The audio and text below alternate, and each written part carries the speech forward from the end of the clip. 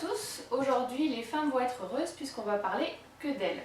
Ou plutôt j'émets un petit bémol puisque le sujet c'est surtout leur problématique, qui est l'entêtement ou le début de l'orgueil. Oui, alors pourquoi on va parler que des femmes? Déjà, il faudrait expliquer ça avant qu'elles nous fassent une AVC. Il faut comprendre une chose, et la psyéso est une des rares techniques d'enseignement ou d'enseignement tout court qui en parle, malheureusement. L'homme et la femme n'ont pas les mêmes problématiques. Contrairement à ce que l'on peut croire, l'homme, l'orgueil n'est pas son piège, c'est pas ça son problème. Le problème de l'homme, c'est la peur. Ce qui paralyse l'homme, ce qui le rend stupide, ce qui le rend imbécile, c'est la peur. Après, c'est vrai que son comportement peut, éventuellement, surtout si on ne sait pas faire la différence entre la vanité et l'orgueil, on peut croire que le comportement est orgueilleux, mais en fait, il n'est pas orgueilleux, il débute par la peur. Cette peur l'oblige, selon lui, à prouver qu'il n'a pas peur, et c'est là qu'il se rend ridicule, et c'est là qu'on peut croire qu'il est orgueilleux, alors qu'en fait, il est simplement vaniteux, il se sent paumé, et il réagit comme un petit garçon qui a été puni et qui dit « même pas mal ». Voilà. Donc l'homme, sa problématique, c'est la peur. Et uniquement la peur. Une fois que l'homme cesse d'avoir peur, à tous les niveaux de son être, alors à ce moment-là, il devient un maître. Bon. Maintenant, la problématique de la femme, c'est l'orgueil. Pourquoi? Il y a une raison. Tout le monde ne peut pas se permettre d'être orgueilleux. Je ne veux pas faire non plus une apologie de l'orgueil, mais il faut comprendre que pas tout le monde a les moyens d'être orgueilleux. Parce que pour être orgueilleux, il faut que notre orgueil soit basé sur quelque chose de réel. Par exemple, un grand professeur pourra être orgueilleux, surtout si on dit qu'il est le meilleur de sa juridiction, de son pays, dans son domaine, de sa spécialité, etc. Une personne qui est pilote automobile champion du monde, qui a été 4 fois champion du monde, peut être orgueilleuse parce que cette personne-là, elle a quand même des moyens d'être orgueilleuse, elle a quand même une excuse, je dirais. Hein, bon. Bien sûr, il n'y a aucune raison que nous devenions orgueilleux. Je ne suis pas en train de dire que c'est normal, je suis en train de dire que c'est humain, et c'est très différent. Hein. Il est humain que nous soyons orgueilleux, et il est humain que la femme soit orgueilleuse. Et il est d'autant plus humain, et même compréhensible qu'elle soit orgueilleuse, parce que la femme, justement, a beaucoup plus de pouvoir que l'homme. De par sa polarité, elle attire la force vitale. Et il faut savoir que ce que nous appelons, nous, en français, la force vitale, en fait, c'est le pouvoir divin. Une femme est quelqu'un de très puissant. C'est quelqu'un qui n'a pas besoin de muscles, qui n'a pas besoin de violence pour se faire respecter. C'est une personne qui peut imposer, se faire respecter en imposant sa prestance, c'est-à-dire en rayonnant ce qu'elle est. La femme reçoit le pouvoir divin, tandis que l'homme reçoit l'énergie spirituelle. L'homme est fort pour concevoir, pour tracer des plans, pour être l'architecte de l'esprit, pour être le constructeur, le maçon, mais il n'est pas là pour faire descendre sur terre le pouvoir. Ça, c'est le rôle de la femme. Autrement dit, le maçon, il a déjà les agglos, il a le ciment, il a le sable, mais il manque l'eau. Et l'eau des émotions, l'eau qui est de polarité féminine, c'est la femme qui l'apporte. C'est pour ça que l'homme, il sera rarement orgueilleux. Par contre, il aura peur de ne pas y arriver. Il aura peur de ne pas être à la hauteur.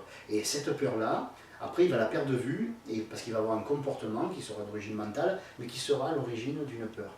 Tout le comportemental d'un individu de sexe masculin est basé généralement, comportemental négatif bien sûr, est basé sur la peur. Tout le comportemental négatif de la femme est basé sur l'orgueil. Parce qu'encore une fois, la femme, quelque part, elle a raison de dire « c'est moi qui fais tout à la maison, c'est moi qui fais ceci, c'est en moi qui est paumé ». Toutes ces choses-là sont réelles. Et le jour où elle le réalise, parce que c'est malheureusement, le jour où elle réalise qu'elle a raison, ou qu'elle a du moins en grande partie raison, alors là, elle pète un câble et elle devient orgueilleuse. Mais avant que l'orgueil se manifeste chez la femme, on le reconnaît. Comment reconnaît-on les prémices de l'orgueil? Comment reconnaît-on l'apparition des premiers symptômes? Ben, c'est très simple. Les femmes commencent à être entêtées, ou butées. Je ne sais pas quelle est l'expression que vous préférez le plus. On va garder le mot entêté qui est compris par tout le monde. Une femme qui commence à discuter, dès qu'on la contrarie et qu'elle essaye de vouloir faire valoir son droit, etc., c'est pas qu'elle n'a pas raison, mais le fait d'être entêtée, de vouloir à tout prix avoir le dernier mot, ça ce sont les signes précurseurs, les signes avant-coureurs de l'orgueil. Il faut savoir que tant que l'orgueil n'est pas installé, la femme risque rien. Mais une fois que l'orgueil s'installe, elle a une chance sur 1000 de s'en sortir, et elle a une chance sur 1000 d'arriver à dépasser ça. Voilà, c'est très difficile de se guérir de cette maladie chronique qu'est l'orgueil.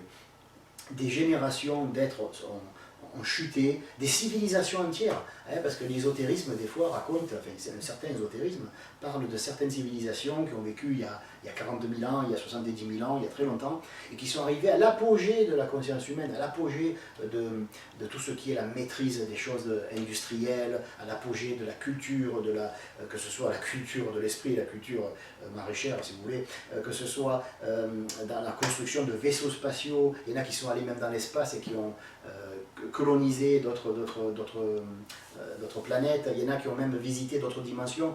Bref, il y a eu des races sur Terre qui étaient des véritables géants de l'esprit. Or, où elles sont? Elles ont disparu. Dans quel piège elles sont tombées? Ben, elles sont tombées dans le piège de l'orgueil. Aïe, est-ce à dire que ce n'est pas les hommes qui ont fait ça? Et disons que si c'est arrivé, c'est grâce aux seules personnes qui pouvaient se flatter d'avoir atteint le plus haut niveau qui puisse exister, et juste en dessous de Dieu. Voilà. Donc il faut faire attention, parce que vraiment, dès qu'une personne devient entêtée, et je ne dis pas ça pour les maris, pour qu'ils en profitent d'avoir une arme supplémentaire contre leurs femmes, je dis ça aux femmes, pour qu'elles n'aient plus besoin de leur mari, qu'elles n'aient plus besoin à s'entêter contre lui. Il faut comprendre que dès que vous sentez l'entêtement, au lieu d'avoir cette espèce de douceur et de tendresse féminine, au lieu d'être l'incarnation de la beauté, de la bonté, de l'amour, du partage, hein, et au lieu de demander aux hommes d'avoir des qualités qui sont typiquement féminines, bon ben si vous les incarnez, alors tout va bien. Mais dès l'instant où vous devenez entêtés, vous les femmes, il faut savoir que c'est le signe précurseur de l'orgueil. Et une fois que l'orgueil est installé, ben vous avez une chance sur 1000 de vous en sortir. Je ne dis pas qu'il n'y en a pas, mais il y a une chance sur 1000. Et après, il faut avoir la chance de tomber sur quelqu'un qui vous explique comment vous en sortir. Voilà. Alors on va passer tout de suite aux questions que je vais poser. Alors voilà mes petites questions sur l'entêtement et le début de l'orgueil. Tu as parlé de polarité par rapport à la femme et la force vitale. Tu peux nous en parler un peu plus? Oui. L'homme est androgyne d'une manière spirituelle, c'est-à-dire qu'en lui, dans son corps, pour ceux qui le savent et pour ceux qui ne le savent pas, ça sera donc une découverte, nous avons deux grands canaux dans le dos, hein, qui sont Ida et Pingala. Ce sont des canaux, des nadis en sanskrit, ou si vous préférez, ce sont des circuits d'acupuncture, mais très gros, qui sont de chaque côté de l'axe vertébral. Et ces deux canaux nous permettent de recevoir la force vitale, qui nous vitalise, qui vitalise notre âme, qui nous donne de la pêche et de la force. Et nous avons un autre canal qui permet de canaliser, de recevoir et de canaliser dans le corps l'énergie spirituelle. L'énergie spirituelle est de polarité négative en nous. La force vitale est de polarité positive en nous. Mais de l'autre côté, c'est-à-dire hors du corps, elle est inverse. C'est-à-dire que le pouvoir divin est masculin, et donc il ne peut rentrer que dans la femme. Et l'énergie spirituelle, étant féminine, ne peut rentrer que dans l'homme. Hein, voilà. Donc dans l'homme, il y a exactement l'homme parfait et la femme parfaite, c'est-à-dire qu'il y a les deux polarités, mais on va dire que le plus puissant des deux, chez l'homme, ça sera l'énergie spirituelle qui lui permet de penser, de tracer des plans, de construire, de tirer des plans sur la comète, comme on dit. Donc l'être humain, l'homme, pardon, est fait pour penser, pour construire, pour être maçon, pour être voilà, pour être tout ce genre de facultés. Et la femme, à l'inverse, enfin l'inverse, même pas l'inverse, mais c'est son opposé complémentaire, on va dire. La femme, puisqu'elle reçoit de la force vitale, elle va transformer ça en belles émotions, elle va transformer ça en art, elle va transformer ça en sensibilité, en pouvoir de persuasion, et elle reçoit beaucoup d'énergie, et cette énergie est une énergie divine, hein, carrément. Des deux, c'est la seule à recevoir de l'énergie divine. On va dire que si l'homme reçoit l'énergie spirituelle, il la reçoit de Dieu le petit, mais la femme reçoit le pouvoir vivant, donc elle le reçoit de Dieu le grand, celui qui est au-dessus. Voilà. Tu disais qu'il y avait un signe avant-coureur de l'orgueil. Y en a-t-il un pour l'entêtement? Ben oui, malheureusement, ou heureusement, je ne sais pas, ça dépend ce qu'on en fait. Si on le voit arriver qu'on ne bronche pas et qu'on ne fait rien, ben c'est triste. Et si on le voit arriver et qu'on réagit, ben là c'est pas triste du tout. L'entêtement, il ne commence pas comme ça par l'opération du Saint-Esprit. Quand une femme sent qu'elle a envie d'avoir raison, quand elle sent qu'elle a envie d'avoir le dernier mot, c'est quelque chose de typiquement masculin. Je ne dis pas que la femme n'a pas le droit d'avoir des défauts, mais je dis que si elle commence à avoir des défauts masculins, alors elle n'a plus rien à reprocher à l'homme, parce qu'elle devient comme lui, elle devient aussi bête que lui quelque part. Donc dès que la femme commence à devenir entêtée et à manifester, on va dire, des qualités ou des défauts, on s'en fout si l'entêtement est pris pour une qualité, grand bien vous fasse. Mais je veux dire que dès qu'elle commence, la femme, à manifester des attributs qui sont masculins, des attributs mentaux qui sont masculins, ben à ce moment-là, elle commence à se dépolariser. Et comme elle commence à se dépolariser, elle va devenir aussi con qu'un homme, hein, pour le dire simplement, elle va commencer à devenir entêtée, mais elle, ça lui fera du mal, alors que l'homme, ça ne lui fera rien du tout, ça ne le rendra pas plus intelligent, mais ça ne le rendra pas plus con. Parce que de toute façon, il est fait, son système nerveux, son esprit est fait pour manifester ce genre de qualité-défaut, on va dire. Bon. Mais la femme, dès qu'elle commence à manifester des qualités, même des qualités, ou des défauts, qui sont de nature masculine, qui sont de polarité masculine, elle se dépolarise.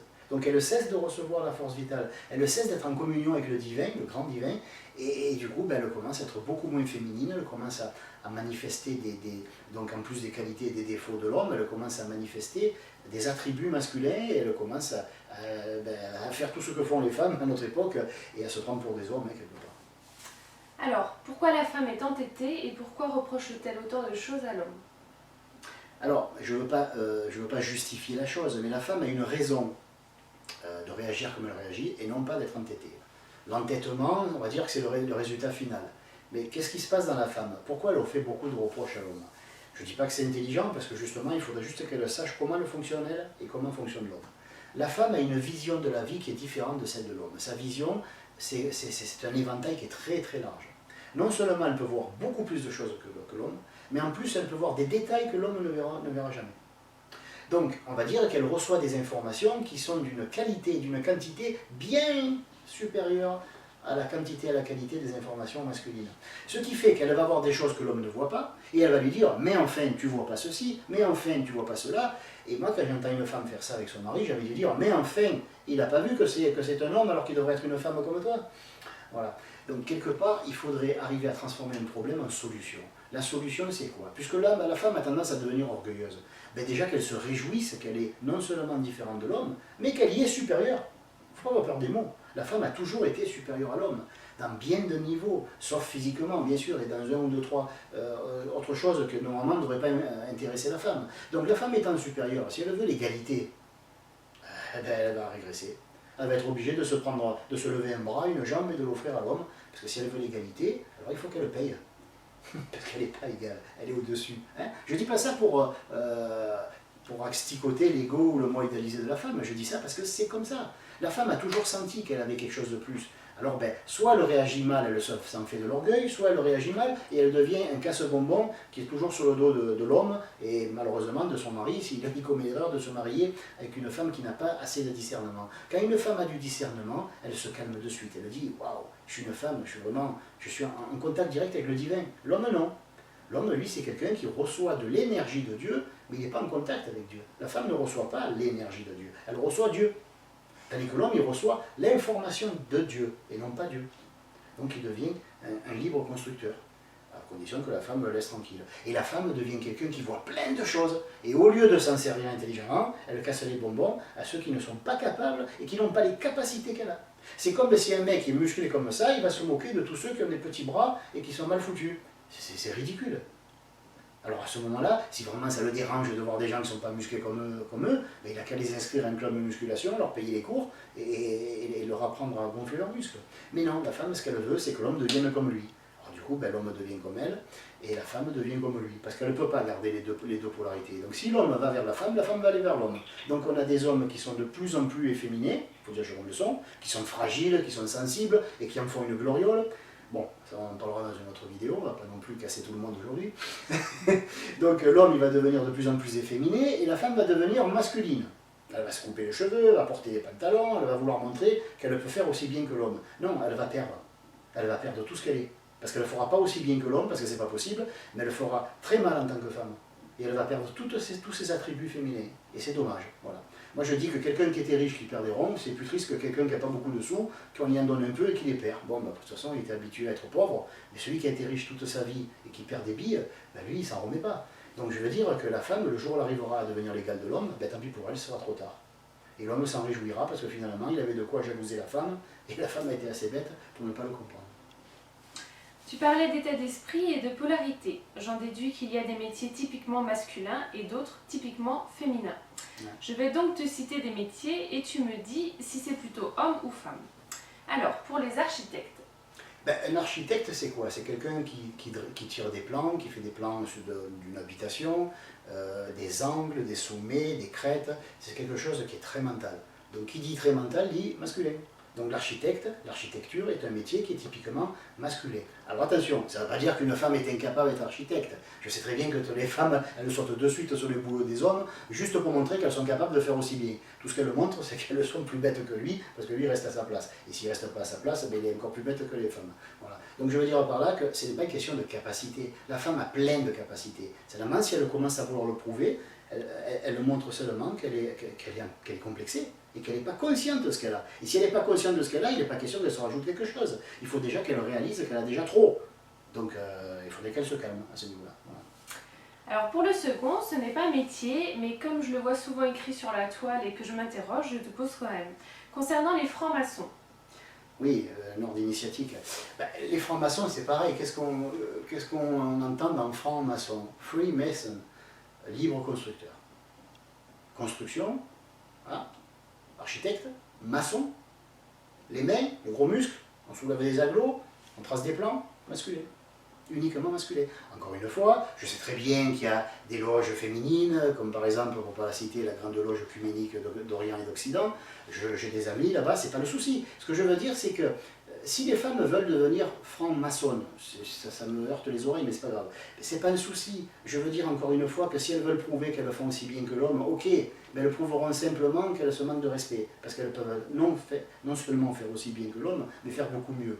Donc si vraiment elles ont un problème d'ego ou d'orgueil ou je ne sais pas quoi, ben, il faut qu'elles se calment et qu'elles comprennent qu'elles vont perdre beaucoup, surtout si elles réussissent à prouver qu'elles sont l'égale de l'homme. Parce qu'elles risquent de le devenir encore une fois. Alors, le professeur d'école. Hommes et femmes, ça fait les deux. On peut être très bon professeur homme, très bon professeur femme, et c'est un métier qui est asexué, je dirais, si j'ose dire. Et les médecins. Asexué aussi, c'est un métier qui va aussi bien un homme qu'une femme, et les deux peuvent s'épanouir dans ce genre de métier. Bon, à aucun moment j'ai trouvé de métier relatif exclusivement aux femmes. Est-ce qu'il en existe au moins un que tu pourrais me citer? Ouais, il en existe un. Bon, je vais le citer, après chacun en fera ce qu'il veut.